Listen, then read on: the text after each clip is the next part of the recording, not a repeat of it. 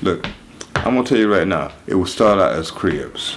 Craig Munson, they wouldn't let Bram and them run with him because they said it was too little.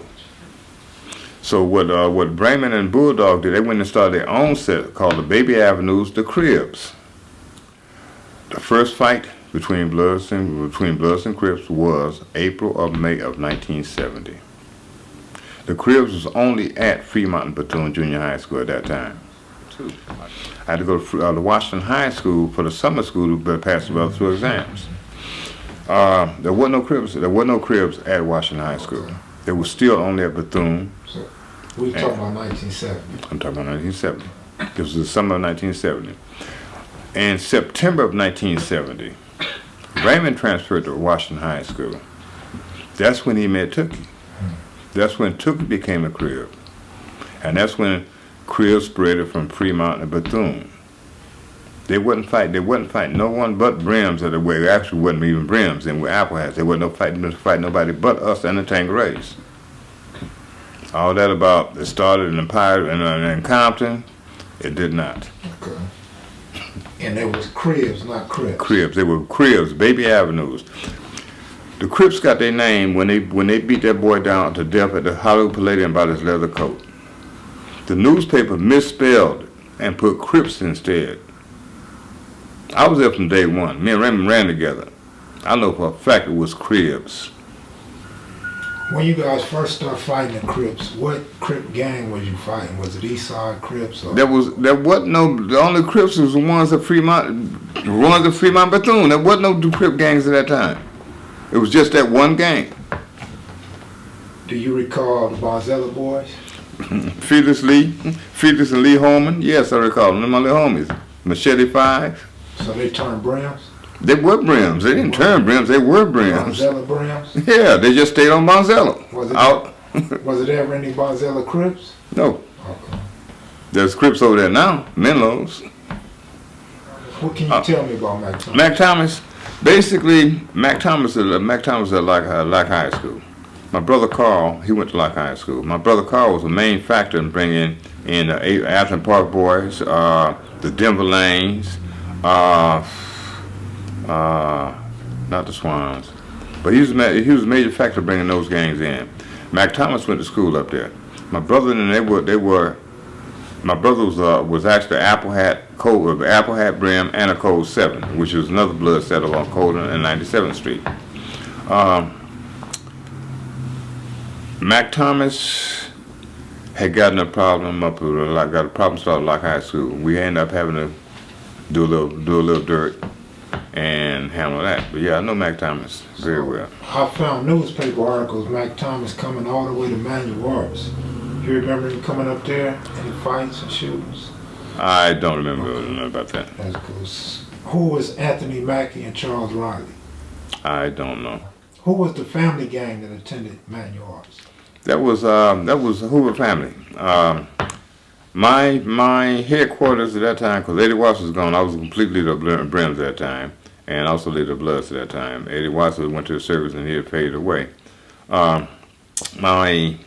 If you look at Manual Arts today, you see a fence around the front of the school.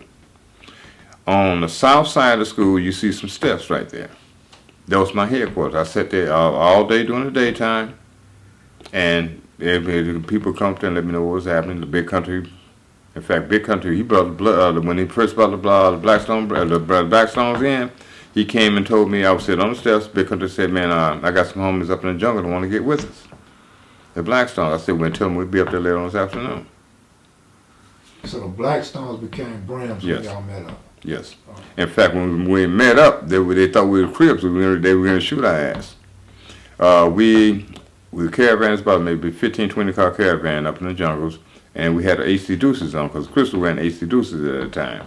And we used to take the AC Deuces and wear them as our war trophies. And they'd sit there and monitor us from the time we came in the jungles all the way till we got up on August. When we got up on August, they came from behind the buildings. They had their rifles and everything, their guns and everything. They came out and had us completely surrounded. I jumped out of the car and said, man, we Brims. So after that, I gave the order, said, man, from this point forward, we don't wear AC Deuces because they thought we were Crips. So After that, we sipped and partied, and Blackstones came in with us. Bad Habit. I forget T. Roger's older brother's name because T. Roger's older brother, me and him, we used to run together. T. Roger, that's my little homie. T. Roger wasn't kicking dust up, no dirt up at that time. Terry Doe wasn't kicking no dirt at that time.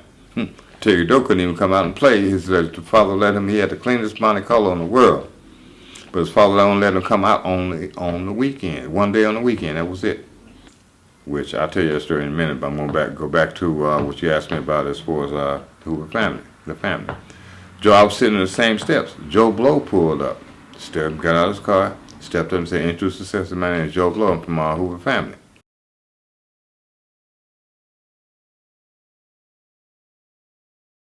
We want to get with the Brims. Yeah, we sat down and talked. I said, "Okay, we'll be over there tonight." After school was out, we all headed over there to about, I forget, the park was over there by USC. It was on the north side of USC. I forget the name of the park. But we got the party, and that's when our family came in with us.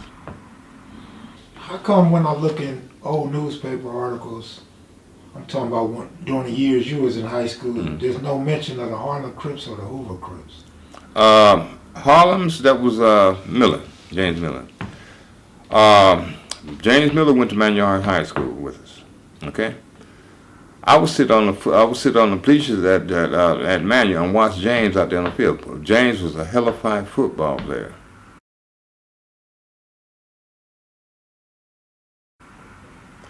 I wouldn't let him look here. I wouldn't let nothing happen to James because look here, Manuard's our school. So James was a star football our player of our school. So man, look here, James had a pass with us. Tell me a little bit about Little Country. Little Country? Yeah. That was my little nigga right there. I can tell you a lot about Big Country. I can tell you a lot about Little Country and Big Country. Little Country, I tell you what, let me put it this way. I gave a party over on Colden, okay? The Walnuts was there, the Bourgeois, Kenny Bourgeois, Michael Bourgeois, they were there. Country had a cousin from Avalon Gardens. One of the Bourgeois shot Country's cousin. I walked to the store. I come back from the store over on 90. I walked to the store on 97th and Avalon. I'm walking back through the field, and I see my brother Carl out there, and Little Country wrestling with a gun. I don't know what's happening.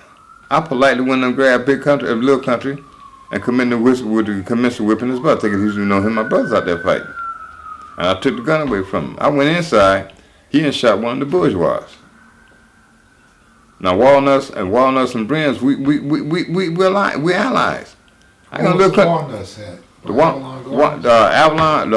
They were on Wall Street between, I say, about 90th down to Colden, maybe across 92nd Street on down to Colden. That was the Walnuts. That was Kenny and Michael Bourgeois. We had the Gay 90s up and down from about 92nd and Avalon on down to Century and Avalon. That was the Gay 90s. We had the McKinley boys, so it was Norman Young and John Spears. They were over on McKinley. And they called themselves McKinley boys. It was all Bloods over there. It was where East Coast Crip is right now, all that was Bloodhood. Yeah, so Little Country came from Houston? Corpus Christi. Yeah. Now, let me interject this right quick. Okay. Now, all this is a preview of my book, because I got a book coming out on this. So I want to let you know now that what you don't see here, the rest of it you're going to see it. You see the full story in the book. The night Little Country got killed, I was at the Jack in the Box. I was at the drive-thru on Vermont, and was at 60th and Vermont. It's not Jack in the Box, it's a little, I think it's a fish market now. I was in the drive-thru, and I was me and Lisa from Van Ness. Me and her was together. I said, man, Big Country asked me I was going to the party. I said, no, man, I'm not going to the party tonight. Hey, I'm getting ready to stop gangbanging. I mean, I'm tired. I'm not in that no more. So me and Lisa and Curtis Ray and Winston went over to my father's house over on Colden. I was standing on Colden, and we kicking. I get a call later on at night saying Little Country got shot. I said, okay, y'all keep me posted what's happening. So the next day, I left. I told the homies I was going to head out to the beach. So I went on out to the beach, and I'm sitting up there, and me and I think me and Benita, Winston, Jeffrey Brown, we all went out to the beach. So this Crip from Compton come by and got talking crazy with Nita, so I had to jump up and check him. And I sent Winston, I said, man, go follow that fool and see what was happening. So Winston went over there and looked and came back and said, man, that's a parking lot full of Crips over there. So we had them get ready to start walking off the beach, heading getting ready to leave. I said, look, we ain't got no gun, nothing like that, so I'm not gonna get caught up no cross. As we walking off the beach, I see about 100 fools sitting up, lining up on by the street, by the beach. And I looked, I said, man, all this is Crips, man. This is a good day to die today. Because I'm saying, man, we ain't going to make it up out of this. And that was the homies coming to tell me, look, I'm to die. I said, damn. And we commenced whipping ass out there. Whose hood was on 69th between Raymond and Budlong in the early 70s? 69th between Raymond and Budlong. Raymond and Budlong? Damn. I think that's the party. That's, damn. Potts. Was it Potts? Raymond Potts? Raymond Potts. What? That was Raymond Potts. Raymond Potts, let me tell you. Raymond Potts got Edris Jones, put a gun in his head and walked him down the middle of the street on Gage. Little Michael Brown got sit up on the roof of his car, roof of his house on Gage, and got his rifle and said, I'm gonna count to 3. You better let him go. Michael used to talk slow, right? Michael said, 1, 2. I got the popping right. Edris, Michael almost shot him. Raymond Potts and Edris Jones in the streets dancing.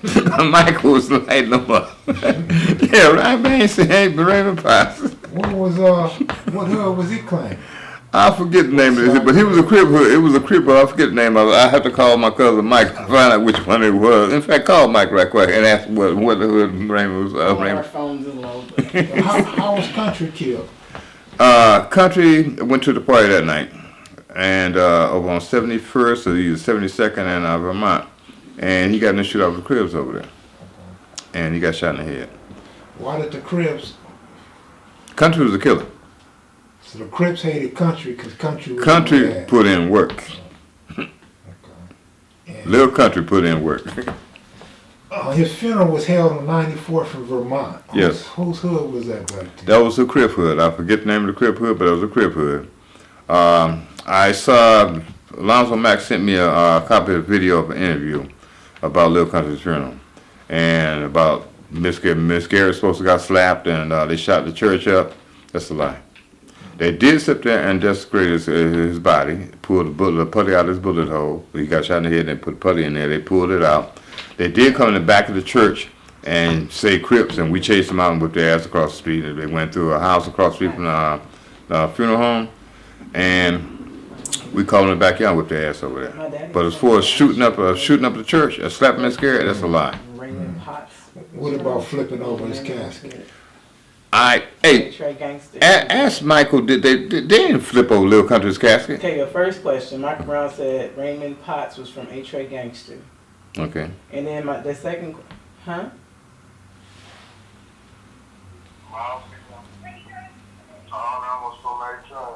They from A-Tray? Okay. And what's your other question? Okay, they didn't turn over Little Country's casket at the funeral. They pulled the putty out of his head, right?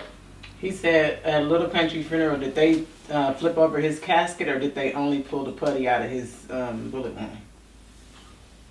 You didn't hear me? He said at Little Country funeral, did they flip over his casket? I don't remember. At the mortuary? I don't remember they did. No. No, they did not. The only thing they did pull the putty out of his forehead.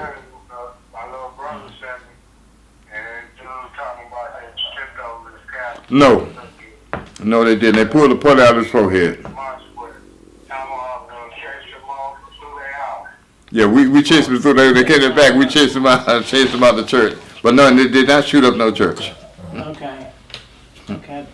Did you know Donald Ray? Yeah, I know Donald Ray. Tell me how they became Van Brims.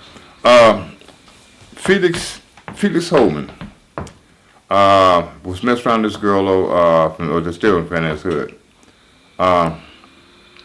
He went over there. Her apartment was upstairs over the liquor store. And there was one way in. Swig came up there, 'cause I think Swig was missing the girl, came up there, and Felix had to go out the window. He came back over there and let us know what's happening. We all went back over there in mass. We get on 54th and Van Ness, and that's when Swig and Daddy-O and Connie and the rest of them, they all came out there, and we got to talking. We all got to talking. And Van Ness, that's when Van Ness, Brims, and Brims came together.